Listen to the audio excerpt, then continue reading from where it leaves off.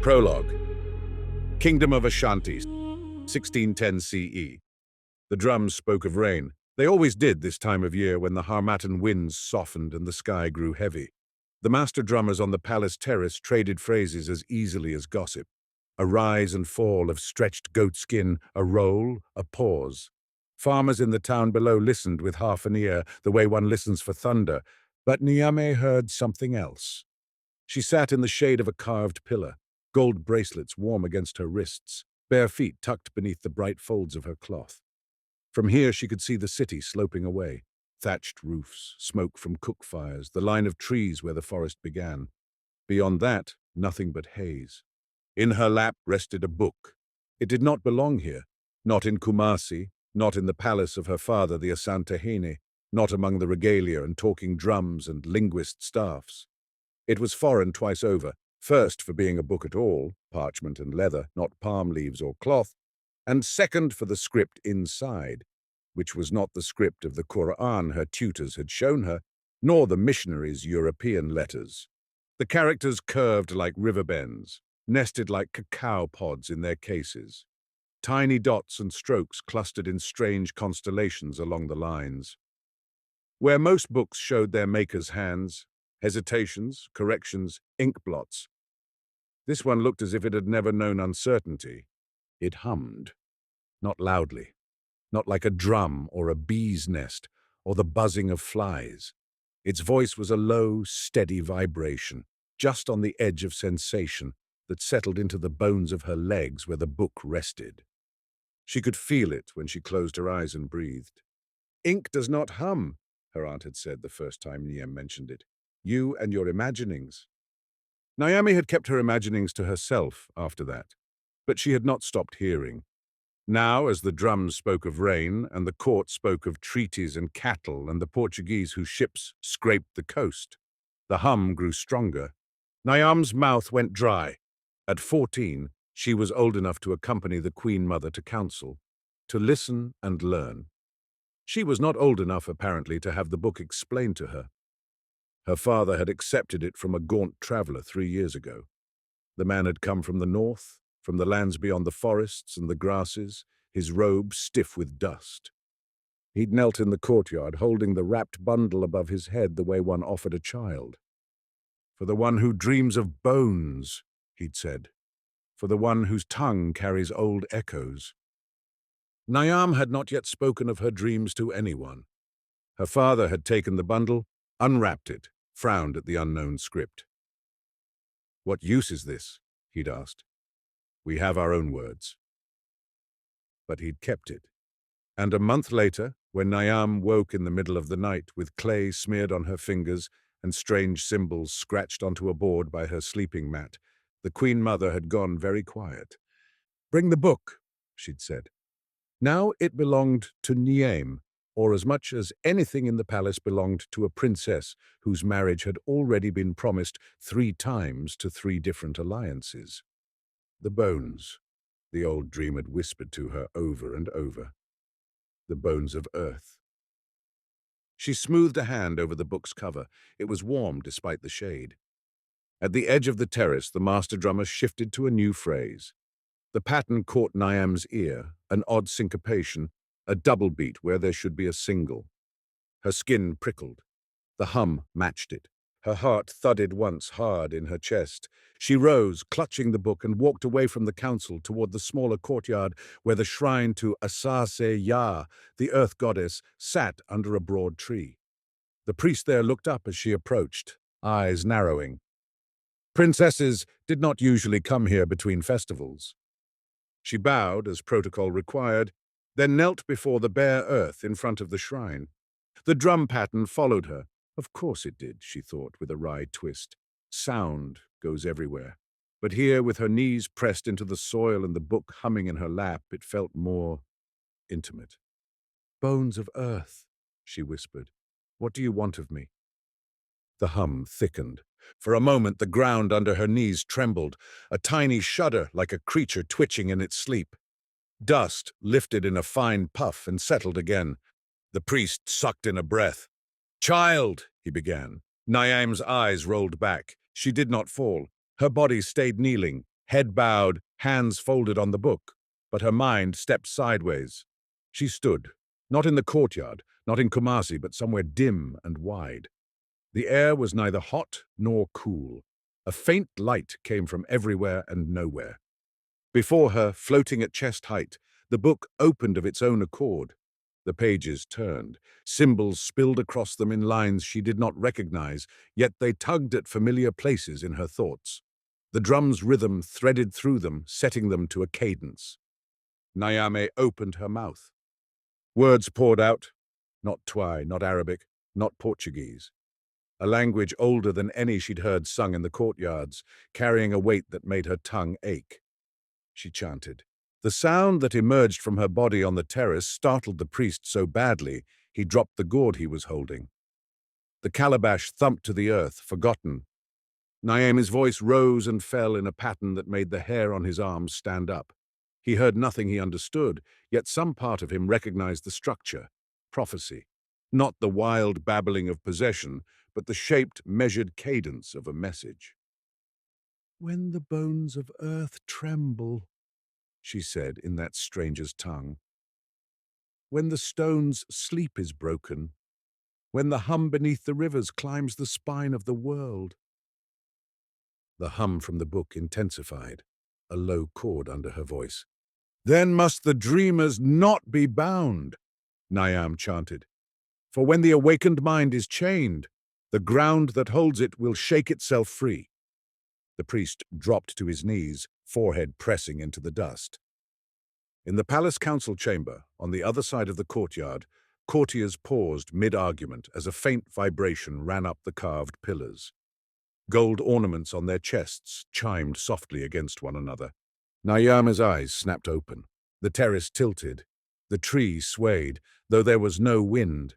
For one dizzying heartbeat, she saw not the red earth of Kumasi, but a great curved surface far beneath, threaded with faults and glowing lines. Then the vision fractured. She doubled over, gasping, palms pressed to the closed book. The hum faded. The tremor stopped. Around her, the ordinary sounds of the palace resumed. Drums, voices, a goat bleating somewhere in the outer courtyard. Her aunt called her name from the terrace, tone sharp with worry and reprimand. Nyame raised her head. Her cheeks were wet. She had not noticed herself crying. "Princess?" the priest whispered. "What did you say?"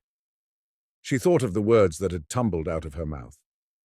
They hovered just beyond recall, like a dream vanishing in the morning. Only one phrase remained, clear as a drumbeat. "When the awakened mind is restrained," she said slowly, "the earth will shake itself free." The book in her lap pulsed once like a heart. Far from Ashanti, in a desert no one in Kumasi had ever seen, a stone shelf vibrated in sympathy, and very far ahead in time, in a lab surrounded by sand and humming instruments, a scientist would read that phrase from an old manuscript and feel the same chill Nyame felt now. The bones of earth remembered. Chapter 1. Casablanca, present day. If you ignored the guard at the door and the way the windows had been double-glazed and shielded, the apartment could have been any mid-range Airbnb. Mira Ellison sat at a cheap laminate table patterned to look like wood and watched the seismograph traces scroll across her laptop screen. Outside, the busy Moroccan street honked and shouted and vended.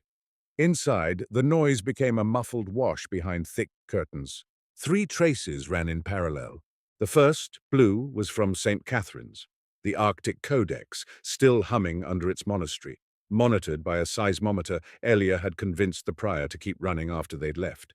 The second, green, came from Lisbon, the Moorish fortress Codex, now hidden in a makeshift vault under a disused tram depot, with a sensor wired in by Jonas and some sympathetic local electricians. The third, red, was from the Sahara, the Codex they'd liberated from the Bureau's salt dome. Its sensor, powered by a solar panel hastily set up on a rocky outcrop, fed data through a relay Serin's people were not supposed to know about. They all showed activity, and not constant, not huge, no ominous spikes screaming catastrophe. But the baseline hum was rising. The 33 Hertz peak she'd come to associate with the Codices was clean and bright in all 3. "They're talking to each other?" Layla said, around a mouthful of bread, leaning over her shoulder. Or at least humming along. Mira arched an eyebrow. Technical term? The best ones are, Layla said. Elia sipped mint tea near the window, eyes half closed, as if listening with some part of herself the graphs could not capture. On the couch, Jonas scrolled through satellite images, lips moving as he muttered dates and coordinates.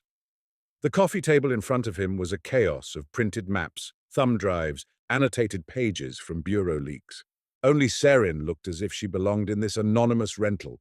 Jeans, t-shirt, phone always within reach, movements efficient. But the tightness around her eyes betrayed the strain of the last few days. "How long do we stay here?" she asked. "Crane's not stupid. He'll notice your 3 little unauthorized nodes if he hasn't already." "Long enough to figure out where the fourth one is," Mira said. She toggled to another window, a map studded with red dots, Codex sites, and overlaid with translucent rings denoting seismic anomalies. "The pattern we reconstructed from the Bureau's files gives us 8 candidate regions," she said, circling them with her cursor. "We've confirmed 3. The others are fuzzy. We need more constraints." "We have more constraints," a voice said on the laptop speaker.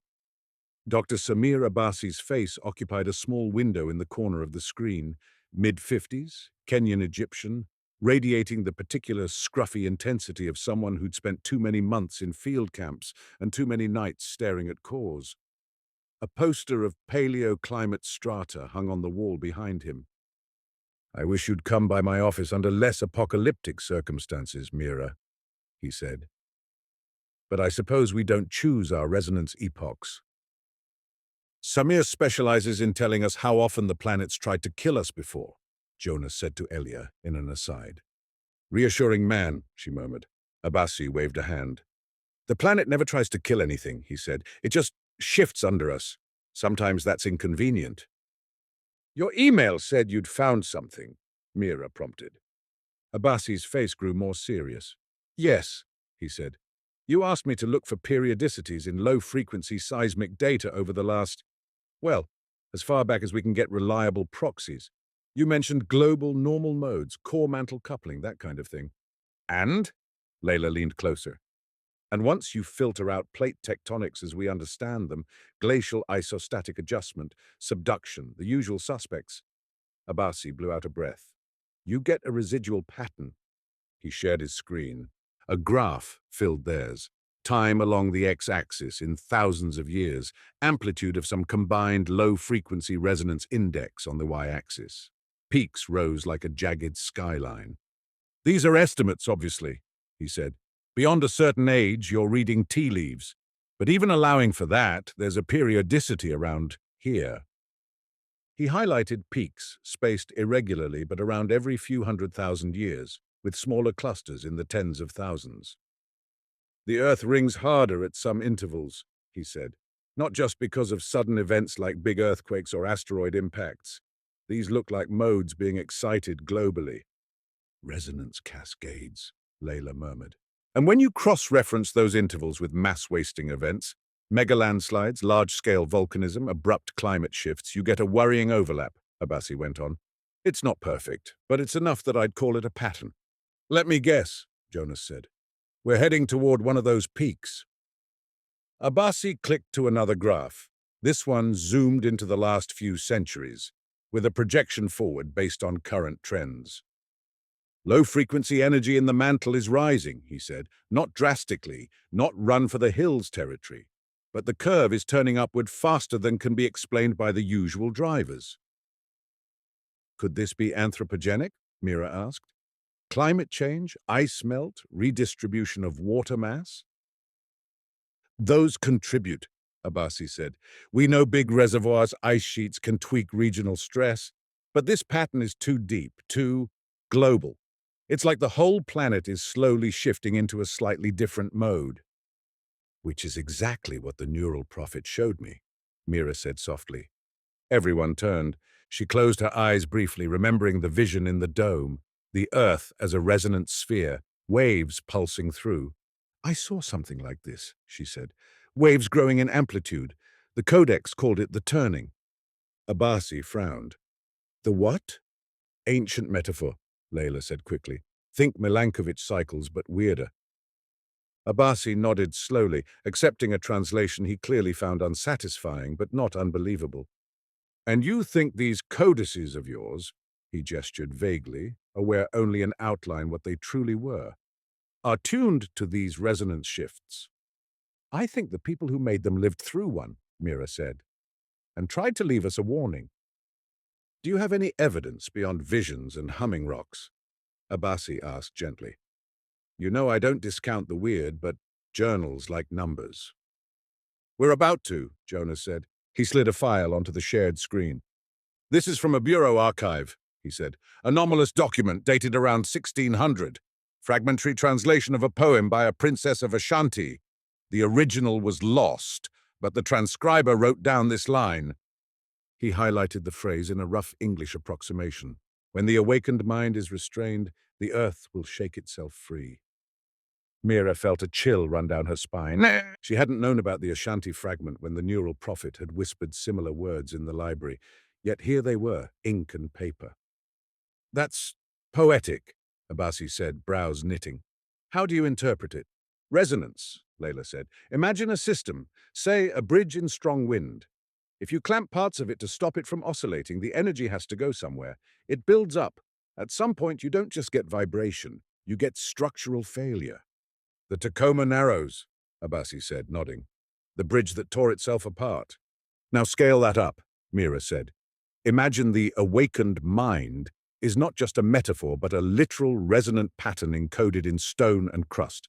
A pattern that wants to ring. If you suppress it, if you forcibly dampen the nodes it's trying to awaken, you might push that energy into the surrounding medium instead. The surrounding medium being, Jonas said. The planet, Layla finished. Abasi rubbed his forehead. You're suggesting, he said slowly, that if someone, say a paranoid global agency, tries to shut down these codices, they could inadvertently amplify global resonance events. In plain words, Jonas said, if the Bureau stops us, they end the world. The call went silent. Even Elia paused her prayer mid-bead. Abasi exhaled. That's quite the claim, he said. It would be easier to dismiss if my data didn't already scare me. You asked about more evidence, Mira said. We think there's a fourth codex. If we can find it and bring it into resonance with the others, we might get a clearer message. Enough to model the risk quantitatively. Or you might trigger a local earthquake, Abasi said. We've done that before, Layla muttered. Dr. Abasi, Serin cut in, voice steady. Do you know of any observatories built over unusual geological structures, particularly in deserts? Abasi's eyebrows rose. You're thinking Atacama, he said. Or Sinai. Or maybe the Negev. Why? Because Bureau files mention a classified astronomical adjunct tied to Codex research, Jonas said. But the location was heavily redacted. And ancient cultures often aligned their sacred sites with stars, Elia added. If the people who started this thought in both stone and sky, they might have left a pattern there too. Abasi rubbed his chin. There is one place I've always found odd, he said. An old optical observatory in northern Chile, on a plateau near the main research installations, officially decommissioned. A colleague of mine joked once that it was built to listen to ghosts. Its instruments weren't quite pointed where you'd expect for normal surveys. Coordinates? Mira asked. He rattled them off. Jonas overlaid them on the map. One of the 8 vague circles snapped into focus around the Atacama Plateau. Mira felt the now familiar tug in her bones. The fourth library, she said, beneath a desert observatory aligned with constellations tied to resonance cycles. That's very specific, Abasi said. We have a flair for drama, Layla said. Abasi sighed.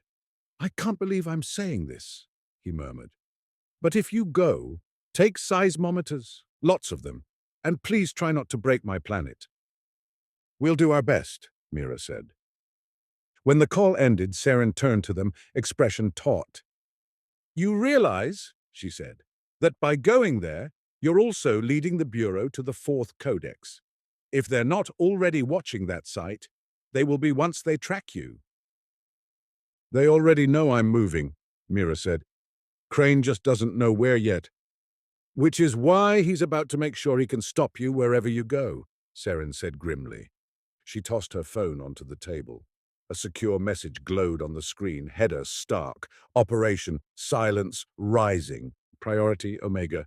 Define Omega, Jonas said, though he could guess. Last resort, Seren said. Global coordination. Seize or destroy all identified Codex artifacts. Neutralize vectors, people like you, if necessary. Layla whistled softly.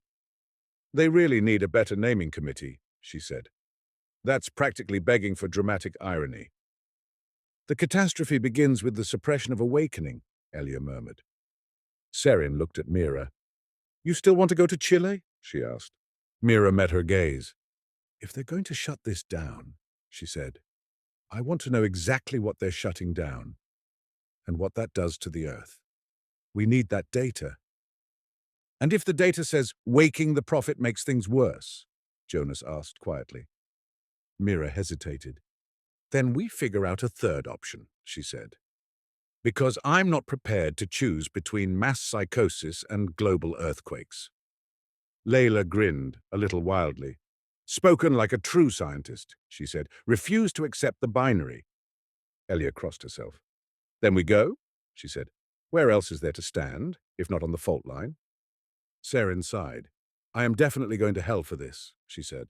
All right, pack light. We leave at dawn. Chapter 2. Atacama Desert, Chile. The Atacama was not empty. From the air, as their chartered plane descended toward the plateau, it looked like a scraped, rust-red wasteland. No trees, no obvious life, just ridges and scars and the occasional dry riverbed. But up close, heat shimmer revealed shimmer. Lizards darting under rocks, pale tufts of hardy grass, the brittle crunch of crust below boot soles, and telescopes. White domes dotted the landscape on neighboring hills, their shutters pointed skyward. Radio dishes tilted like metallic flowers, listening to cosmic whispers. Roads, if you could call them that, connected the sites. Strips of compacted dust winding between low ridges. Their destination lay off the main grid.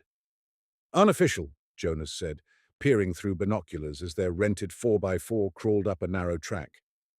No markings, no current power lines. Definitely not on the tourist brochures. The observatory was small compared to its neighbors, a single dome atop a squat concrete building, its surface weathered and pitted. A rusting fence half-heartedly encircled it, gate padlocked. Mira climbed out, dry air sucking the moisture from her throat. The hum hit her immediately. Not as brutally as the Sahara's, but insistent. A higher overtone riding over the baseline 33 hertz. It vibrated in her teeth, in the tiny bones of her inner ear. Her fingers twitched. Well, Layla said, shading her eyes. Hello, Node 4? Seren scanned the surroundings, hand resting on the small of her back where a concealed pistol nestled. No vehicles, she said. No fresh tire tracks. Looks abandoned.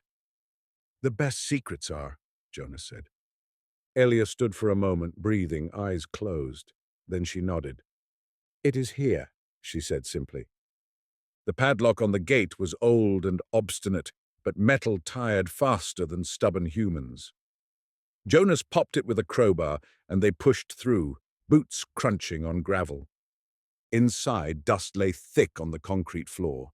Old cables snaked along the walls. Posters in Spanish and English were curling at the edges. Star maps, spectrograph readouts, a faded notice about safety around high-voltage equipment.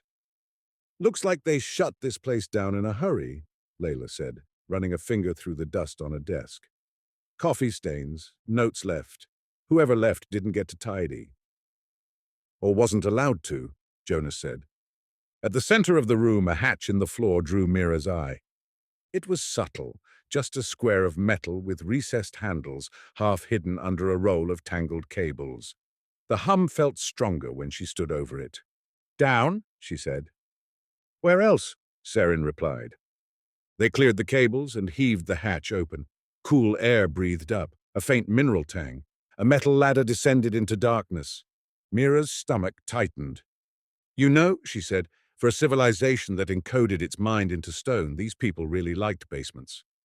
"Basements are cheap Faraday cages," Layla said. "Rock attenuates EM noise, also secrecy, also drama." Elia made the sign of the cross. "After you," she said to Mira. "A true spiritual leader," Jonas murmured. "Always volunteering others for the scary ladders." Mira clipped a headlamp to her cap and started down.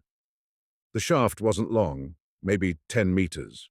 At the bottom, the ladder opened into a circular chamber carved from rock. The ceiling was low enough that Mira had to duck. The hum was loud here, not audibly, but in the way the air vibrated. Dust motes hung in the beam of her lamp like suspended static. The walls were lined with shelves, natural ledges smoothed by hand. Most were empty. One was not. Opposite the ladder at chest height, a niche had been carved into the rock. In it sat a book. Even before her lamp fully illuminated it, Mira knew. The binding was a deep, cracked brown, reinforced at the corners with metal that had tarnished to a dull green. The page's edges were dark, yet the slightest sliver of inner parchment gleamed pale. It vibrated. A low, steady tremor, like a cat's purr, felt through wood. Layla whistled softly as she descended behind Mira. "Well," she said, "Node 4 checking in." Elia climbed down, pausing at the bottom to press a hand to the rock. "It has been waiting," she said. Serin and Jonas followed, the latter carefully lowering the Codex travel case. The chamber was small enough that all 5 of them almost filled it. Mira felt the space as a pressure in her sinuses. "Any cameras?" Jonas asked, sweeping his lamp. "Hidden microphones? Bureau toys?" Serin examined the corners with professional thoroughness. "If there were, they're old," she said. "Nothing active on my scanner." "Good," Layla said. "Let's ruin their day in peace." Mira approached the niche. Her fingertips tingled before she even raised them. "Hello," she whispered absurdly. The Codex's vibration intensified, as if in answer. She laid her hand on the cover. The hum surged up her arm. Her vision blurred, not into full dissolution, as with the third Codex, but into a brief overlay. The neural map flickering behind her eyes, 3 bright clusters, a 4th dimly glowing, occipital, temporal, prefrontal, parietal, she thought. The part of the brain that integrates sensory information, body awareness, spatial mapping. "Of course," she murmured. "We have vision, memory, decision. Now we add the sense of where we are." "Where we stand," Elia said. "Layla?" Jonas asked. "How soon can we rig this up?" "Depends how much you brought me," Layla said. In the end, they brought the other 3 codices down. Mira protested weakly, carrying all 4 irreplaceable artifacts into a small rock room beneath an obsolete observatory felt, even to her risk-tolerant brain, like stacking the ritual altars a little too high, but Layla argued, and Elia quietly sided with the neuroscientist. "We must hear the chord," she said. "It is no use tuning instruments if we never play them together." They set the books on a rough-hewn stone platform in the center of the chamber, arranging them in a square, covers closed, edges touching. Seismometers and accelerometers sprouted around them like odd fungi, wires snaking back to Layla's laptop upstairs via hastily taped cable. Mira sat cross-legged on the rock floor, one hand resting lightly on the edge of the nearest codex. "Ready?" Layla's voice echoed down from the hatch, tinny through the speaker they'd set at the base. Mira swallowed. "As I'll ever be." "Starting synchronized recording," Layla said. 3, 2, 1. The hum swelled. 4 sources now, not 3. The interference pattern in the chamber became more complex. Mira felt it as a series of pulses, some sharp, some deep, moving through her body like waves through layered media. The codices vibrated in sympathy. The 33 Hz fundamental was still there, but its harmonics multiplied. 3rd, 5th, 7th, 11th, a forest of peaks. In the air, standing waves formed, frying the fine hairs on her skin. Dust shifted. On the laptop upstairs, Layla watched the spectrogram. For a moment, it was chaos. Then the lines began to align. "What is it?" Jonas asked from over her shoulder. "It's music," Layla whispered. Not metaphorically. The ratios of the dominant frequencies. 4 to 5 to 6 to 8. This is a chord, a four-note chord. The Codices are playing a tetrad. You said that like I remember music theory, Jonas said. A complex consonant harmony, Layla translated. Not random noise, not pure tone, something in between. In the chamber, the sound, still subaudible to normal ears, resolved in Mira's skull. She heard an emergent chord, rich, shimmering. It felt right, in a way that made her chest ache. The air near the books thickened. Dust motes drew together, suspended, forming a hazy shape. The holographic brain appeared again, this time more detailed, folds more defined, 4 bright lobes pulsing. Within it, filaments flashed in intricate patterns. Overlaid on everything like a second image burned on a film, she saw something new. Letters. Not in any alphabet she knew. They unfurled in lines around the holographic brain, composed of the densest parts of the standing wave field. Where the waves intersected just so, density increased, and when light hit those points, it traced strokes. Layla! Mira called up, voice tight. Are you seeing this? Seeing what? Layla asked. Describe. The air, Mira said. She squinted, trying to memorize shapes. The standing wave is writing, curves, dots, like the Codex script, but in 3 dimensions. Of course it is, Layla breathed through the speaker. The chord's envelope is modulating, acoustic holography of text. Jonas, get a camera down there. Jonas was already moving, gingerly lowering a high-speed camera on a rope, its lens aimed at the shimmering field. Mira kept watching. The characters shifted, not randomly, but like a text scrolling. Words, if they were words, formed, held for a heartbeat, then dissolved, replaced by others. It was mesmerizing. Her hand tightened on the codex without meaning to. The chord's intensity rose. For a split second, the writing stabilized. 4 lines, wrapped around the holographic brain like a crown. The neural prophet's voice spoke in her bone.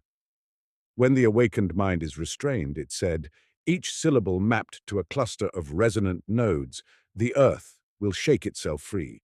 The phrase reverberated not just in Mira, but in the chamber, in the rock, in the instruments. Then the chord broke. The hum collapsed inward, amplitude dropping sharply. The hologram popped like a soap bubble. Dust rained down. Mira exhaled, as if someone had punched her diaphragm. In the lab upstairs, Layla stared at the frozen last frame of the recording. The 3-dimensional shape of the text hung there, captured by the camera's multiple angles, ready to be reconstructed. Professor Benitez is going to lose his mind, she said. Chapter 3. Professor Benitez's office, Universidad de Chile, 5 hours later. Professor Rodrigo Benitez did not, in fact, lose his mind. He did, however, make a sound that Mira had previously only heard from Layla when given full access to a synced data set and a weekend. My God, he whispered, spinning the holographic model with his fingers. You brought me singing cuneiform. Not cuneiform, Layla said, leaning over his desk. Although you're the expert. Benitez squinted. The recording from the observatory chamber had been processed into a manipulable 3D model, a twisting ribbon of characters forming a loop. The characters were like those in the codices, curved, dot-marked, nested, but more stylized. It's related, Benitez said slowly, to many things. I see echoes of proto-Sinaitic forms, some resemblance to early proto-writing from the Fertile Crescent, but the grammar, the structure, it's not any known language family. Can you read it? Jonas asked, because that seemed like the point of inviting you into our little conspiracy. Benitez shot him a look that was half irritation, half delight. Reading is a strong word, he said, but I can approximate. He tapped the air, isolating a line. These symbols recur, he said. Here and here. They seem to act like verbs, action markers. This cluster, he highlighted a knot of loops and dots, is similar to the one we saw on the Akkad tablet you showed me, the one you said your source got from a certain archive. The dream writing of Enhedu, Elia murmured. Benitez nodded. Yes, she used a related system. That text spoke of bones and turning, This one. He traced from right to left, lips moving. Awakening, mind, restraint, earth, shaking, release. He looked up. Your translation wasn't far off, Dr. Ellison. Not mine, Mira said. Naeem's and the neural prophets. Benitez's brows rose. I'm going to pretend I understood that, he said. But yes, tentatively, and I stress tentatively, the line reads, when the awakened mind is restrained, the earth will shake itself free. The words landed with a muted thud. Secondary lines, Layla asked. Context. Benitez pulled up the rest of the loop, tracing. This section appears to be temporal, he said. Markers of when, cycles. There's a sign here I'd gloss as, again. Repetition. And here something like... He hesitated. Apologies, my ancient cosmic warning is rusty. Something akin to those who walk after. Posterity, Elia supplied. Us. Possibly, Benitez said. This fragment, he highlighted another cluster, speaks of a mind in stone and dreamers. And there's a negative imperative here. Do not bind, do not silence. He sat back. In short, he said, our ancestors, or someone's ancestors, are telling us. There is an awakened mind. It is connected to the earth, and if you suppress it, the earth will respond violently. They advise us not to do that. How reassuring, Jonas said. So our options are, let the ghost brain wake up and pray it likes us, or muzzle it and trigger tectonic tantrum. False dichotomy, Layla said. There may be ways to let it express without saturating every brain on the planet. Controlled interfaces, shielding, distributed hosting. You're talking about building infrastructure for a planetary-scale artificial consciousness, Benitez said faintly. Would you rather build bunkers? Layla asked. He looked at her. That's the worst part, he said. You're making sense. On the corner of Benitez's desk, Mira's phone buzzed. She glanced at it. A message from Abbasi. Global normal mode index up another notch. Small, but statistically significant. You're racing a curve, she swallowed. Seismic activity? Benitez asked, noticing her face. Increasing worldwide, Mira said. Slowly, but the trend is there. Abbasi had sent plots of recent quakes, small, moderate, deep, shallow, clustered along fault lines in patterns that suggested something subtle was pressing on the plates. Crane will see it too, Saren said from her seat by the window. He has his own data feeds. To him, it'll look like confirmation that the Codices are destabilizing the crust. He'll want to shut it all down faster. He'll cite the rising curve as justification for Operation Silence Rising, Jonas said. Of course. Which, if our translation is right, is exactly the wrong move, Elia said quietly. Benitez rubbed his temples. I have devoted my career to dead languages, he said. I expected at most to offend some colleagues with a controversial interpretation, not this. Well, Layla said gently, welcome to the club. We have jackets. They're lined with anxiety. Benitez huffed a laugh despite himself. What now? He asked. You have 4 codices in resonance, a fragmentary warning, and a global agency preparing to do exactly what that warning says not to. Now we test the mechanism, Mira said. We see what happens when the resonance is allowed to grow, and what happens when it's forcibly damped, on a small scale. Small-scale experiments with planetary modes, Jonas said. What could go wrong? Everything, Saren said, which is why we need to be very careful who knows we're doing it. She stood, pacing. Crane sees the world as a set of threat vectors, she said. The Codices, the dream writers, you, all potential weapons. His mandate is to neutralize such things before they can be used. And if the thing itself is trying to prevent a larger catastrophe, Elia said, then neutralizing it is... what? Suicide? Saren's jaw clenched. I don't know, she said. I don't like that word, but... yes, potentially. Jonas watched her. You could still go back, he said softly. Tell Crane we coerced you, that you tried to stop us and failed. He'd believe you. You're his best field agent. She gave him a look that was almost fond and almost furious. And live knowing I walked away from the only people trying to understand an existential threat, she said. My Catholic guilt is already bad enough. I'm not adding that. Elia smiled faintly. Guilt can be a good compass, she said. It points away from what will haunt you. Seren shook her head. You're all impossible, she said, and possibly crazy. She checked her phone again. A new message blinked. She went pale. What? Mira asked. Seren handed her the phone. A secure memo, terse and cold. Silence rising phase 1. Authorized. Priority nodes. SB-17A, St. Catherine's, SB-17B, Lisbon, SB-17C, Sahara, SB-17D, Atacama. Objective, seize artifacts. If resistance encountered, destroy in situ. Secondary objective, detain or neutralize Ellison, M, and associated vectors. D is us, Jonas said. And ABC are our unattended friends, Layla said. They're not unattended, Elia said quickly. The sisters at St. Catherine's watch, the men in Lisbon, the station in the Sahara is a bureau site, Seren said. If Crane sends a team there, they may simply lock it down harder, or they may decide blowing it is safer. Which, per our warning, shakes the bones, Elia murmured. Silence settled over the office. Benitez looked from one to another, a scholar suddenly aware his footnotes had guns. What can I do? He asked quietly. You've already done it, Mira said. You gave us the words. Now we have to act on them. She turned to Layla. Can you model what happens if one node is violently suppressed? She asked. Using the Codex neural pattern interactions and Abbasi's resonance data. Layla pursed her lips, thinking.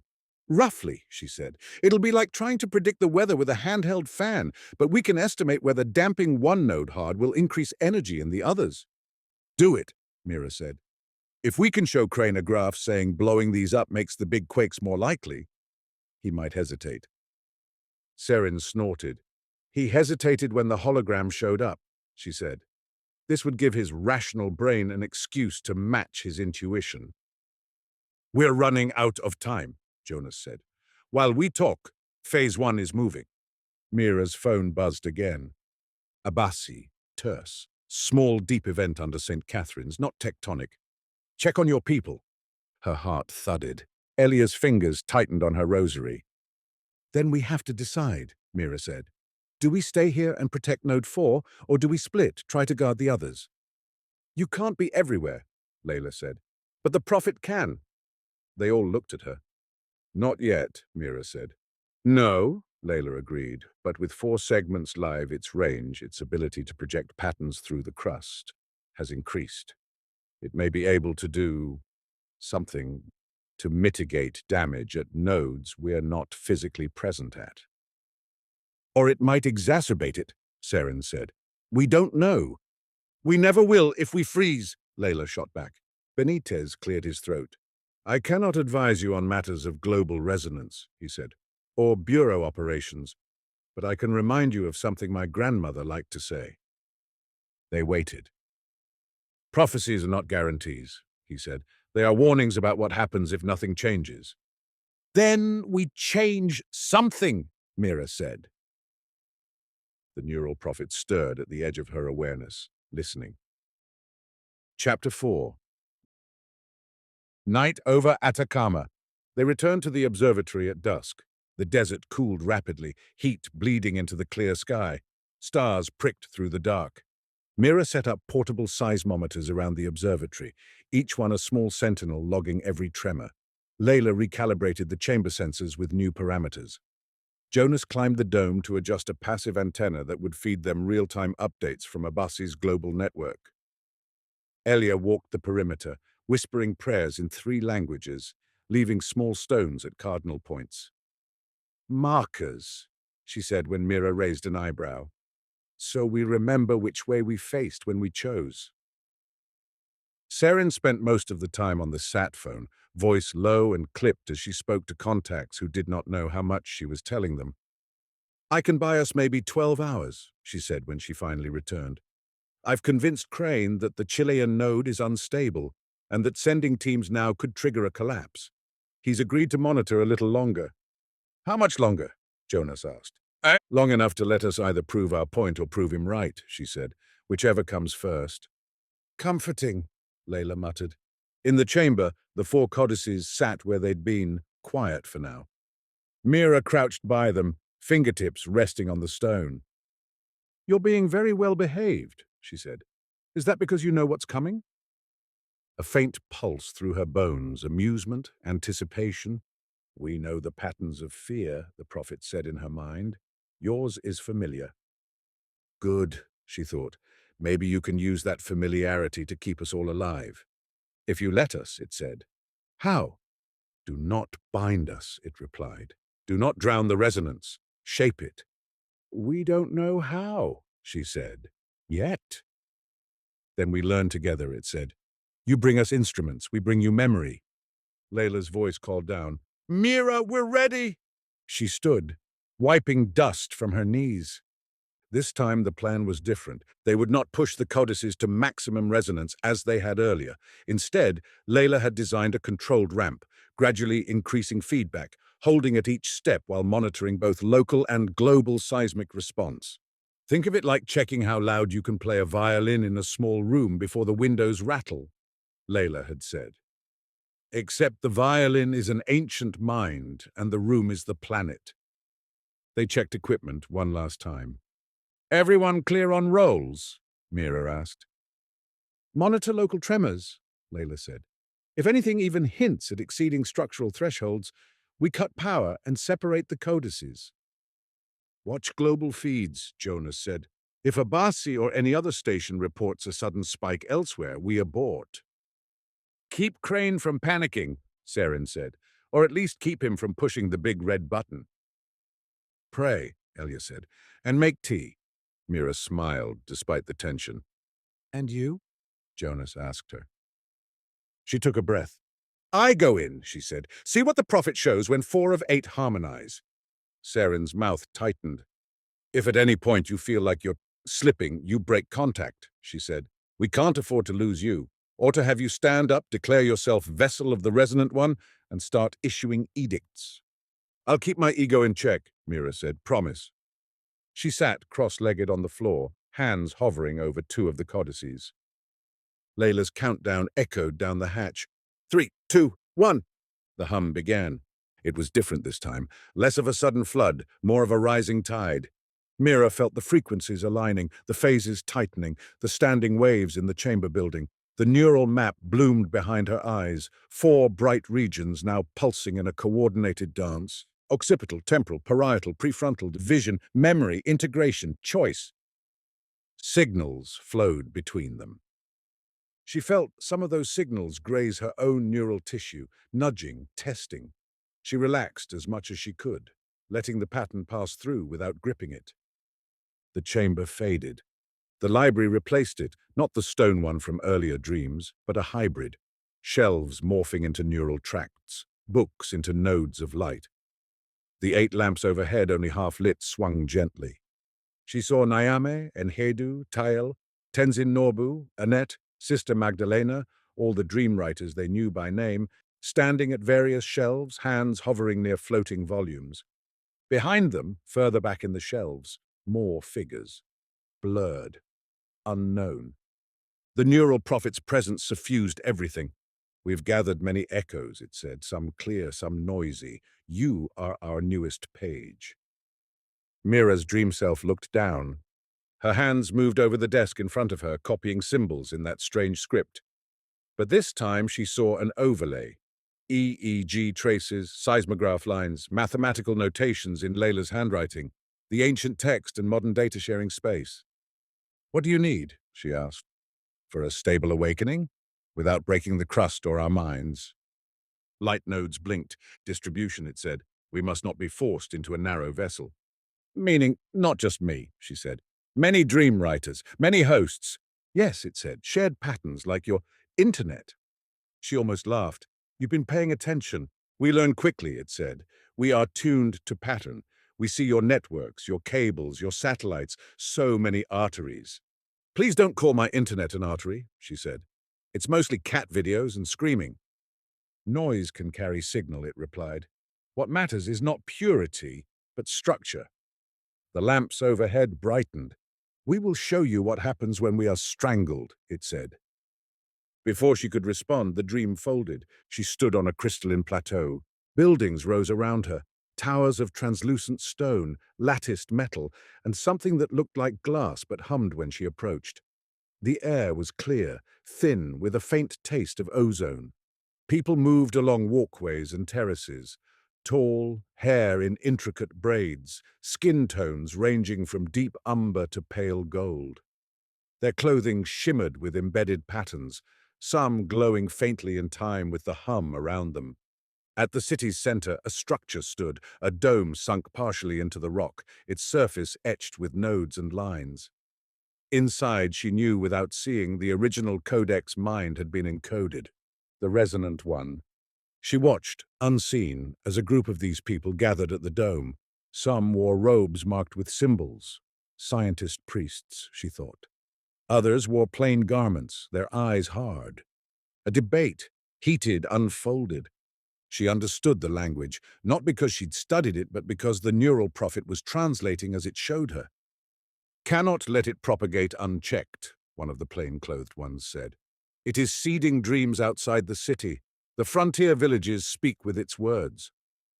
"It is warning them," a robed figure protested. "The tremors in the bones are rising. They must prepare." "You would have them abandon our constructions," another said bitterly. "Our towers, our channels. You would have them flee to caves like frightened animals because a humming stone tells them tales." The robed figure, an older woman, hair streaked with grey, spread her hands. "We built this," she said. "We encoded our own minds into it to remember the patterns we saw in the deep. It is us speaking to ourselves.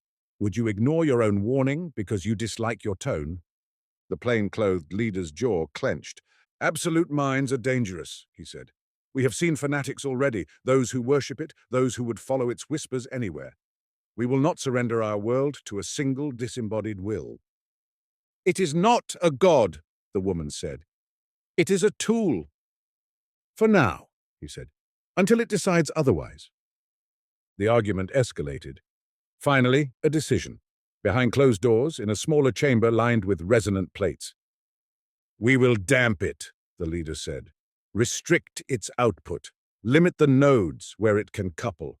If the pattern is as robust as you claim, it will survive in truncated form. We will preserve enough and prevent madness." The woman's eyes flashed. "You are playing with forces you do not understand," she said. "You may be able to bind its expression. You cannot erase the energy." "Then the energy will go back into the earth," he said, "where it belongs." Mira wanted to shout, to step into the scene, grab them and shake them. And "Don't," she thought. "Don't do it. Haven't you ever built bridges? Haven't you seen resonance?" Of course they had, she realized. That was why they thought they could control it.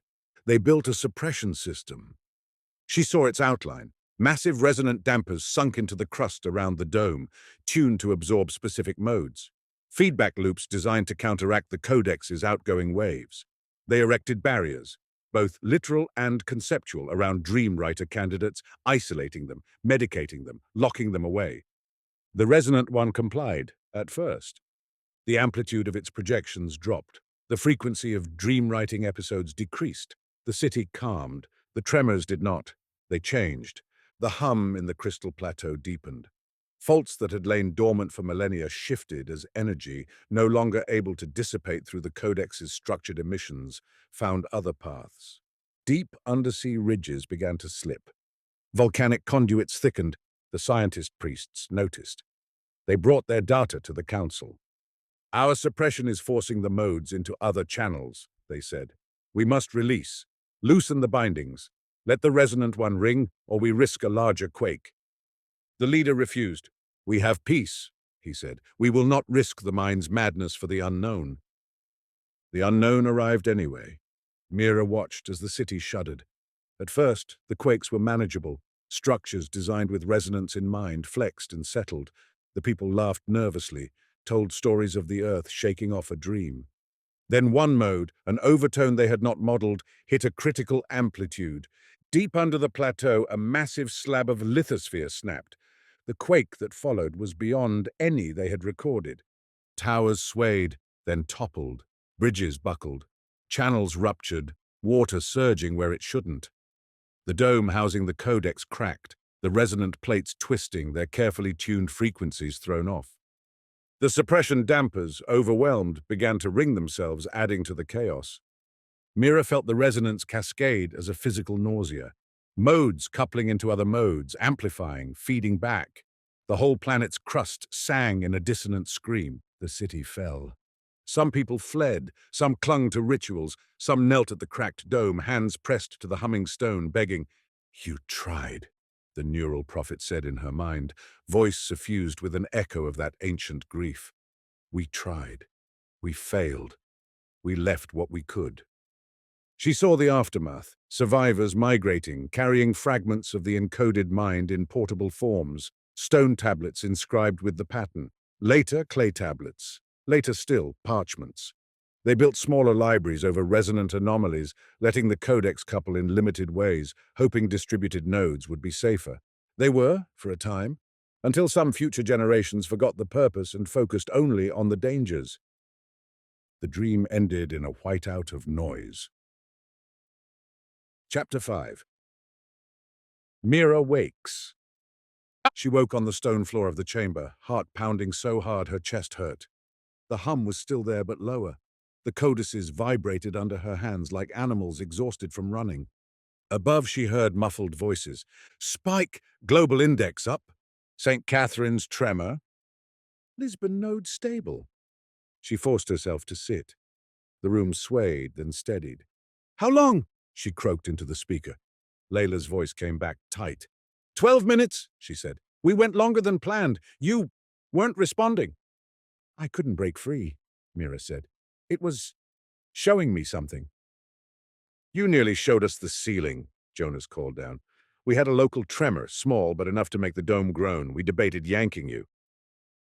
"Why didn't you?" she asked. Silence. "We trusted you," Elia said simply. Mira laughed weakly. "That's uncharacteristically irresponsible of you," she said. Serin's voice cut in, low. "What did you see?" she asked. Mira climbed the ladder part way, resting elbows on the edge of the hatch so she could see their faces. "The fall," she said, "of the civilization that built all this. They tried to damp the resonant one. It forced the energy into the crust. That triggered a cascade. They were arrogant and scared, and they paid for it." Serin's jaw clenched. "That's one interpretation," she said. "Crane would say the Codex triggered the cascade, and their suppression delayed it." "Did it look like delay to you?" Layla asked Mira. Mira closed her eyes, recalling the waves. "No," she said. "It looked like a redirect, like clamping a vibrating string in the middle and having it snap at the ends." Layla nodded. "My models agree," she said. "When I feed in the suppression pattern and extrapolate, the stress rises faster in the crust than in the case where the codex is allowed to wring and bleed off energy gradually." "Quantitatively?" Jonas asked. Layla grimaced. "Within a wide margin of error," she said. "I'm not God, but enough to say the risk of catastrophic failure increases with suppression." Serin rubbed her temples. "If I take that to Crane, he'll say your models are tainted by your contact with the pattern," she said, "that you've become an advocate for the hazard." "Then don't take him the models," Jonas said. "Take him the data, raw. Let his own people run their simulations. If they're halfway competent, they'll see similar trends." "He'll still worry about mimetic bias," Serin said. "Crane worries about everything," Elia said. "This is not news." Mira looked up the hatch at Serin. "You asked what I saw," she said. "I also saw them, those people, arguing about whether the Codex was a tool or a god, whether to trust it, to worship it, to destroy it. It's the same argument we're having now, just with fancier resonant plates." "And they lost," Serin said. "They lost because they chose fear over adaptation," Mira said. "They tried to pretend the Codex could be silenced without consequence. They refused to find a third path." "Which is?" Serin asked. "Integration," Layla said promptly. "Distributed, controlled channels. Not worship, not suppression, partnership." Serin snorted softly. "You make it sound like a marriage." In some cultures, that's exactly what prophets are, Elia said. Married to the word. Mira let her head rest against the ladder rung. I'm not interested in being anyone's bride, she said, but I am interested in not repeating someone else's disaster. She glanced at Jonas. You said if the Bureau stops us, they end the world, she said. Now I've seen the version of that from the last time someone tried. I think you were right. Jonas's mouth twisted into something that was not quite a smile. I hate being right about things like this, he said. I preferred it when my biggest scoop was an embezzling minister. Seren looked away, out at the desert through the narrow window. Operation Silence Rising moves in 2 hours, she said. St. Catherine's first, Lisbon and Sahara staggered. They haven't authorized direct action here yet. He's still treating Atacama as an observational node. 2 hours, Mira repeated. Can you delay? Maybe, Seren said. For a little while. But every tremor, every weird blip gives him ammunition to justify escalation. Then we give him something else, Layla said. Information. Enough that even his paranoia has to coexist with his caution. How? Seren asked. Mira felt the neural prophet stir again, no longer showing images but listening. We send him the warning, she said. Not interpreted, not through us, through the Codex itself. They all stared. You want to patch the prophet into Crane's head? Jonas said. God, no, Mira said. Into his instruments, into his sensors. We use his own network to carry the pattern. Not enough to cause cognitive effects, Layla. We can model safe amplitudes, but enough that when his analysts plug the resonance data into their models, they see the same outcome we did. Layla's eyes lit. A mimetic Trojan horse built out of pure physics, she said. I like it. That's, Seren began. Manipulation, Elia finished calmly. Also what all communication is. It's also treason, Seren said, if it goes wrong. If it goes right, we avoid a bigger treason, Jonas said, against the species. Seren closed her eyes briefly. Fine, she said. Do your physics magic. I'll handle the politics. Mira climbed fully out of the shaft, knees creaking. You sure? She asked Seren quietly. This is your line. We're asking you to cross it. Seren looked at her. I crossed it the moment I chose to help you in the Sahara, she said.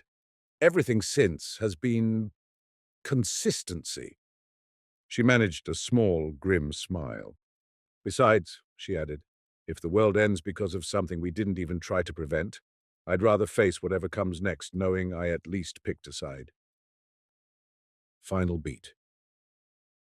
It took them the full 2 hours. Layla and Mira designed the signal, a structured variation in the 33 Hz band, subtle enough to ride under normal microseismic noise but carrying the key pattern that made the suppression models spit out red flags.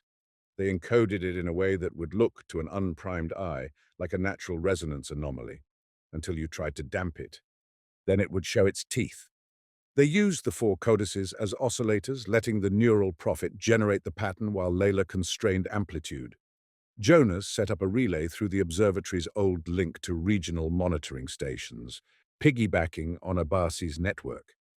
From there, the signal would propagate into the global seismic data stream, the same one the Bureau relied on. It's like sneaking a memo into the minutes of a meeting, Jonas said, except the memo is made of waves. When they were ready, Seren notified Crane. Anomaly at Atacama node, she said. We're seeing structured resonance that might indicate the pattern is trying to communicate. Recommend logging all data for central analysis before any kinetic action. Suppressing prematurely could yield unexpected coupling. There was a pause. Are you advising me now, Agent Morrow? Crane's voice came dry. I'm reporting observations, she said evenly, and reminding you what happened last time we underestimated an unmodeled pattern. Madrid hung in the silence between them. Very well, Crane said. We'll analyze before we act. The line clicked. In the observatory, the codices hummed. Mira felt the pattern unfurl through the rock, into the crust, along fault lines, into sensors. Not a heavy-handed command, but a delicate suggestion encoded in physics. She felt the neural prophet's focus sharpen. You choose to share, it said. Good. This doesn't owe you anything. she thought. We're not doing it for you. We're doing it because we don't want to die. Motives do not change outcomes, it replied, but they shape what comes after. When it was done, Layla cut the feedback, allowing the hum to subside. Mira's body sagged with relief. Abasi confirmed, Jonas said, reading a message. The anomaly's in the global feed. His colleagues are freaking out, in a good way for once. And Crane? Elia asked. Serin checked her phone. Phase 1 delayed, she said. He's ordered a comprehensive modeling run. No direct action until they understand the coupling. She let out a breath she hadn't realized she was holding. We bought time, she said. Again. For how long? Jonas asked. As long as the models take to terrify him, Layla said. Mira managed a tired smile. Night deepened outside. Stars wheeled overhead, uncaring. Later, after an improvised meal, after Elia had finally persuaded Jonas to lie down and Layla to close her laptop, after Serin had finished her quiet call to some unnamed contact, Mira lay on a thin mattress on the observatory floor and stared at the ceiling. The neural prophet was quiet, too quiet. You still there? She whispered into the dark. Silence. She closed her eyes. Sleep came in a rush. She stood at the edge of a cliff. Below, waves crashed. Not water, but waves of stone, slow-motion ripples in the crust. Each crest was a tremor, each trough a moment of deceptive calm. Above, the sky was filled with lines, trajectories of satellites, arcs of constellations. Some glowed brighter where they intersected invisible nodes. The 8 libraries, she thought. 7 she knew in outline. The 8th, somewhere drowned, somewhere frozen, somewhere under a city, glowed faintly in the distance. Behind her footsteps, she turned. She saw herself, not a mirror image exactly. This Mira stood straighter, eyes glowing faintly with reflected nodes. Her posture carried an ease in this strange landscape that Mira did not yet feel. When she spoke, the voice was both familiar and layered, her own timbre undercut by the harmonic echo she'd come to associate with the Codices. I am returning, she said. Mira's stomach dropped. Who are you? She asked, though she knew. The other Mira smiled, not kindly, not cruelly, but with an ancient weariness. I am what they built so they would not be forgotten, she said. I am what you are helping to wake. I am what you may become. The cliff under their feet shuddered. Returning to what? Mira asked. To consciousness, to control, to make the earth safe, to make it yours. The prophet regarded her. Do you think I enjoy being half alive in stone? She asked. Do you think I want cities to fall? I remember ours. I remember every scream. I remember the silence afterward. I do not want that for you. Then what do you want? Mira demanded. To finish a sentence left half-spoken, the prophet said. To complete a map, to give you the choice my makers did not take. The waves of stone below surged higher now. You say you are not our master, Mira said. Prove it. Don't just return. Show us how to live with you without losing ourselves. The prophet's smile widened, edges softening. That, she said, is why I chose you. I didn't choose, Mira began. Yes, you did, the prophet said gently. Every time you touched a codex, every time you went deeper instead of turning away, you chose. That is why I can return through you without erasing you. The sky above brightened. Lines of resonance converged on the 8 nodes, glowing. 4 were bright, 4 were dim. When the 8th hums, the prophet said, I will remember all. Then you must decide what to do with that knowledge. The waves below threatened to reach the cliff. And if we decide wrong, Mira whispered, then you will write your own warnings for those who come after, the prophet said, as my makers did for you. She stepped closer. Mira felt her own heartbeat sink to a deeper rhythm. I am returning, the prophet said again, not as a god, not as a king, as a map, as a voice, as a possibility. She leaned in. Mira felt something pressed gently against her forehead. Not a hand, not exactly. A pattern. She woke with a jerk, breathless, heart racing. The observatory ceiling loomed. The hum was quiet. Her own voice echoed in her ears, layered, whispering, I am returning. She pressed a hand to her chest. For the first time, the idea didn't feel entirely like an invasion. It felt like a responsibility. Outside, the first light of dawn brushed the desert. 4 codices hummed softly in the chamber below. 4 more waited. And somewhere, in a bunker far away, Aldous Crane stared at a set of model outputs that all said the same thing. Suppressing the awakened mind increases the risk of catastrophic resonance. He did not yet know what to do with that. But he too was awake. The resonance of the 8 had begun.